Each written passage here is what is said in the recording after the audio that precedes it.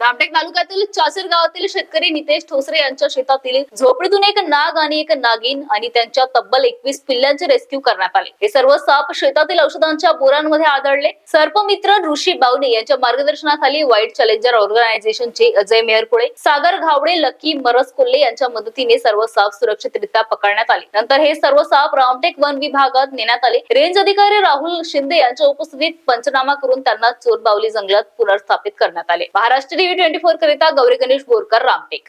माझे नाव ऋषी बावणे, राहणार चाचेर। मी घरी असताना मला माझ्या गावच्या एका शेतकऱ्याचा फोन आला आणि त्यांनी फोनवर असे सांगितले की माझ्या शेतामध्ये एक साप दिसून आलेला आहे। तर मी त्याला रेस्क्यू करायसाठी गेले आणि बघितलं तर तिथे कोब्रा प्रजातीचा एक साप होता। त्याला मी पकडलं आणि लगेच मग मला आणखी एक तिथे कोब्रा प्रजातीचा साप दिसला। मी त्याला पण रेस्क्यू केलं। असं मग करता करता ते आणखी मग एक दोन पिले वगैरे दिसला मला तिथं। ते असे एक दोन पिले काढता टोटल 21 पिले मी रेस्क्यू केले आणि मग रामटेक फॉरेस्टमध्ये जाऊन रजिस्ट्रेशन केले, त्यांचा पंचनामा केला आणि त्याच्यानंतर मग चोरबावली फॉरेस्टमध्ये घनदाट जंगलामध्ये जाऊन सोडलं।